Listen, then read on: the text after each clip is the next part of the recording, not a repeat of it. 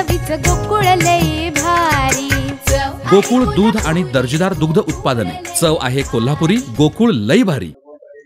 मागण्या तर सरकारला माहितच आहे। 1.5-2 पावणे 2 वर्ष झाले आता ते काय त्यांच्या फाट झाल्यात त्या। एखाद्या परीक्षेत जर प्रश्न आला तर कुठलाही सरकारमधला मंत्री आमदार त्याचं उत्तर देऊ शकतो। आमची मागणी सरसकट मराठा समाजाला कुणबी प्रमाणपत्र देणं ही आमची मूळ मागणी आहे। उद्या 26 तारखेला 1 वर्ष पूर्ण होते सगळ्या सोयरीची अधिसूचना काढलेली, तुम्ही कधी तिची अंमलबजावणी करणार? अशा गॅजेट पासूनच्या सगळ्या मागण्या सरकारकडे आम्ही दिलेल्या आहेत। हैदराबादचं गॅजेट आहे, सातारा संस्थांचं आहे, बॉम्बे गव्हर्नमेंटचं आहे, औंध संस्थांचं आहे। ते लागू नेमकं तुम्हाला कधी करायचं? शिंदे साहेबांची समिती गठीत केलेली असून ती काम करत नाहीये, नोंदी शोधत नाहीये। त्यांना मुदतवाढ देणं सरकारची जबाबदारी आहे, तेही दिली पाहिजे। ज्या नोंदी सापडल्या ते प्रमाणपत्र मिळणं आवश्यक आहे, घालिट्या निघणं आवश्यक। केसेस वापस घेऊ म्हणलेले आहेत, गोरगरीब मराठ्यांच्या पोरांवरती गुन्हे दाखल विनाकारण केले। अशा 8-9 मागण्या सरकारकडे आम्ही दिले। त्यासाठी उद्यापासून आमरण उपोषण कठोरपणानं सुरू होत आहे। कारण शेवटी काय असतं बघा, आपल्या लेकरा बाळांच्या आयुष्याच्या प्रश्नासाठी आपण लढलं पाहिजे। त्यांचा खूप मोठा आक्रोश आहे। एखाद्या टक्क्यानं जर लेकरं हुकले तर मोठमोठ्या नोकऱ्यांपासून लांब जाते, त्यांच्या आयुष्याचं वाटोळं होतं। उच्च शिक्षण, मोठं शिक्षण त्यांना मिळत नाही। यासाठी आपल्याला संघर्ष करावा लागतो। ज्या समाजाला आपण मायबाप म्हणलेलं आहे त्या समाजाला मुलगा म्हणून पुढे होऊन काम करणं त्या समाजासाठी माझं कर्तव्य आणि ते मी करतोय। आणि समाजही मला कधी उघडं पडतं। मला अनुभव आहे मोठा। माझा समाज मला कधी उघडं पडू देत नाही। काम धंदे बाजूला फेकून सगळे अंतरवालीकडे निघतात। आजच बघितलं तुम्ही, झाला मंडप गर्दी मनपात, म्हणजे लोक निघाले अंतरवालीकडे। काय वाटतं की मागच्या उपोषणाला मोठा प्रतिसाद मिळाला होता, या उपोषणाला मोठा प्रतिसाद मिळाला असं वाटतं? त्यात काय वाटायला फेटायला काय त्याचं? कोणाला लागत नाही आरक्षण? कोणाला लागत? सत्ताधारीतल्या मराठ्यांना लागत नाही का? विरोधातल्या मराठ्यांना लागत नाही का? शेतकरी गोरगरीब कष्ट करणाऱ्या मराठ्यांना लागत नाही? व्यवसाय करणाऱ्या नोकरी करणाऱ्या कोणत्या मराठ्यांना आरक्षण लागत? शेवटी लेकरा बाळाच्या आयुष्याचा प्रश्न आहे। इथं काय नुसते पक्षी आणि आमदार मंत्रीत मोठे करायचे का? आता लय मजा येणार। सत्ताधारीत असणारे मराठे, मग भाजपाचा असू द्या कोणाचा असू द्या, ते मराठे ज्यांनी कामं केलीत ना, आता ते सरकारला विचारणार आहेत। आणि मुलंही आपल्या आई बापाला विचारणार आहेत, आपण सत्ताधाऱ्याचं काम केलंय, आपला आमदार झाला, मंत्री झाला, सरकार आलं, आमचं आरक्षण कमी देत नाहीत ते, आम्हाला आयुष्यासाठी लागतंय। लेकरं सुद्धा आता प्रश्न विचारणार। आणि मी काय वाईट करतो? मी या समाजाला मोठं होण्यासाठी लढतोय। मी माझ्या स्वार्थासाठी नाही जीवाची बाजी लावून लढत। माझ्या समाजाचं हित आहे त्याच्यात। माझ्या समाजाचे लेकरा बाळ आरक्षणापासून वंचित राहायला लागले, त्यांचं वाटोळं व्हायला लागले, त्यासाठी लढतो। काय वाटतं? समाज कसं काय सोडीत? कधीच सोडू शकत नाही। आजच नाही, कधीच नाही। चंद्रसूर्य आहे तोपर्यंत समाज सोडू शकत नाही, कारण मी वाईट काही करीत नाही। मी समाजासाठीच भांडतो, समाजासाठीच वाईट बोलतो, माझ्या स्वार्थासाठी नाही।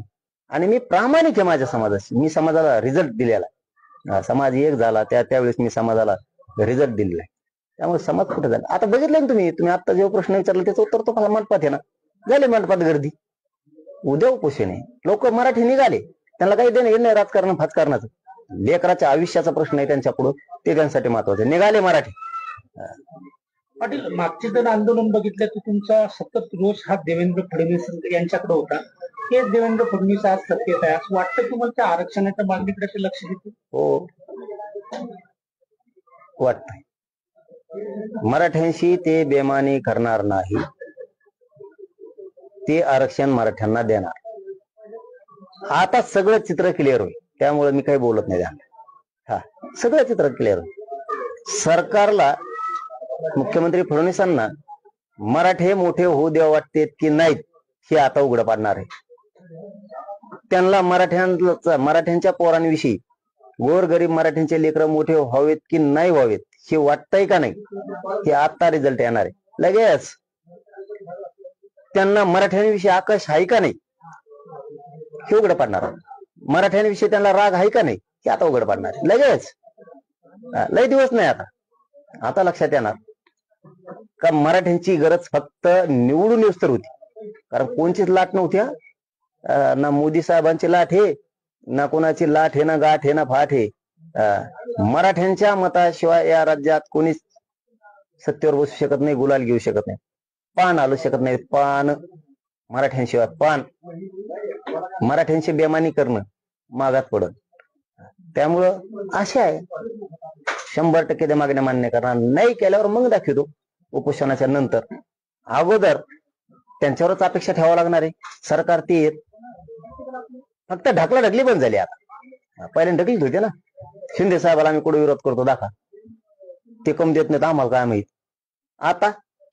आता मुख्यमंत्री तुम्ही, सत्ता तुमचीच, सगळं तुमचंच आहे. आता क्लिअर चित्र होणार आहे मराठ्यांपुढं. खरा दोषी कोण?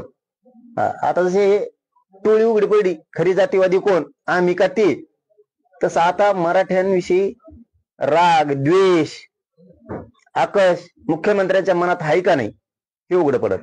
देतेत का नाहीत, मागण्या मान्य करतेत का नाहीत, आता समोर दिसणार आहे. आता देत नाहीत तर आम्ही काही बोलत नाहीत, पण आम्हाला आशा आहे ते पूर्ण मागण्याची अंमलबजावणी करणार. नाही केल्यावर बघू. आ आ येस ब ब क क कणीदार,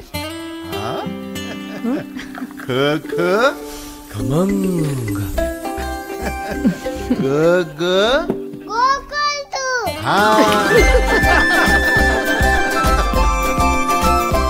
अगदी घरच्यासारखं. कणीदार खमंग म्हणजेच गोकुळ तूप.